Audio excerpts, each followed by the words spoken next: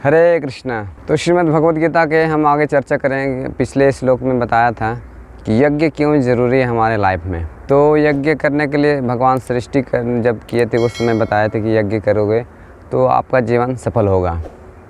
तो अभी यज्ञ करने से क्या होगा, तो आगे अगला श्लोक में बताते हैं, देवेन भवेतानि ते देवा भवन्तु परस्परम भवन्तः श्रेय परम अवस्थितः। बताते हैं कि देवा न भवेतानि न ते देवा भवन्तु। जो यज्ञ करते हैं तो सारे देवी देवताओं सारे प्रसन्न हो जाते हैं। जितने 33 कोटि देवताओं देवी हैं सारे प्रसन्न हो जाते हैं। और यज्ञ करने से सारे जो भौतिक आवश्यकताएं हो या आध्यात्मिक आवश्यकताओं जो हमको जीवन चलाने के लिए आवश्यकता पड़ती है वो सारे देवता लोग उनको पूर्ति करते हैं, आवश्यकता को पूर्ति करते हैं। देवा न भवेतानि, यहाँ भगवान बताए देवताओं को भी हमको प्रसन्न करना है। तो देवता लोगों को प्रसन्न करेंगे तो हमारे जो आवश्यकता हो उनको पूरा करते हैं उन लोग। जैसे वायु देवता हवा बहाते हैं और ऑक्सीजन देते हैं नाक तक, तो भगवान के ही कृपा से मिलती है। लेकिन अलग अलग डिपार्टमेंट बांटा गया है। जैसे सरकार होते हैं तो उनके अलग अलग डिपार्टमेंट होते हैं, कैबिनेट होते हैं। तो उसी प्रकार से भगवान के भी विराट शरीर में बहुत से अलग अलग अंग होते हैं, तो देवता लोग उसको संभालते हैं।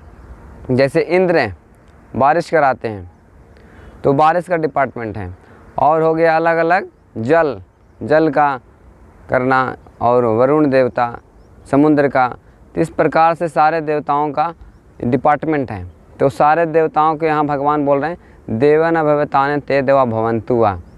तो वो लोग प्रसन्न हो जाएंगे और उनसे हमारे परस्पर भवन्तः, तो हमारे मनुष्यों को और देवताओं को परस्पर आपस में प्रसन्न और भवन्तु तो भवन्तु मतलब सारे देवताओं प्रसन्न हो जाएंगे। तो इस प्रकार से भगवान यहाँ पर स्तुति कर रहे हैं। लेकिन ये मत समझिए कि हम देवता को अलग से पूजा करने की ज़रूरत है।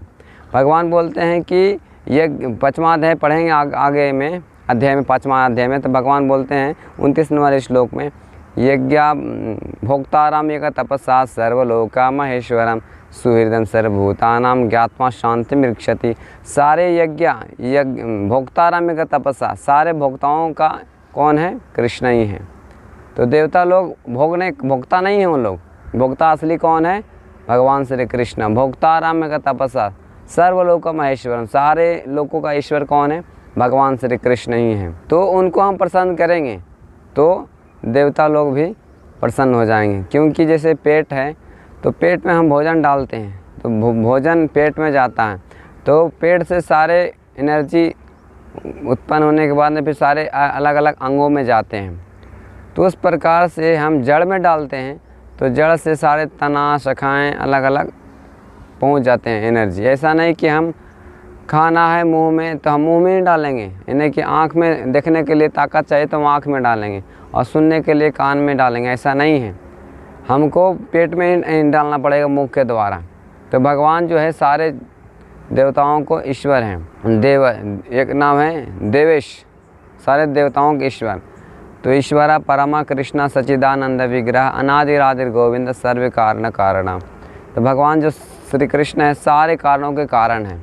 तो हम उनको प्रसन्न कर देंगे तो भगवान श्री कृष्ण प्रसन्न हो जाने के बाद सारी जो आवश्यकता हमारे जीवन में है वो सारे पूर्ति हो जाएगी। तो इस प्रकार से हम कृष्ण की भक्ति करेंगे। और श्री चैतन्य चरित्र में तुम्हें बताया गया है कि श्रद्धा शब्द विश्वास के सुदृढ़ निश्चय और कृष्ण भक्ति कह रहा सर्व कर्म कृत है। तो सारे कर्म हो जाते हैं जब हम कृष्ण भक्ति करते हैं। तो इस प्रकार से ये इस श्लोक में बताते हैं कि देवा न भवेतानि ते देवा भवन्तु परस्परम भवन्तः श्रेय परम अवस्थितः। तो इस प्रकार से देवताओं का हम पूजा करके नहीं, भगवान श्री कृष्ण के ही सारे यज्ञों को वही देवता हैं, सारे यज्ञों का वही भोक्ता है, सारे लोगों का महेश्वर वही है। तो उसको हम प्रसन्न कीजिए और जीवन को सफल बनाइए। क्योंकि हमारा लक्ष्य एक ही है, भगवान श्री कृष्ण को प्रसन्न करना। उनको प्रसन्न कर देंगे तो सारे देवी देवताओं भी प्रसन्न हो जाएंगे। ठीक है। हरे कृष्णा कृष्ण कृष्ण हरे हरे, हरे राम राम राम हरे हरे।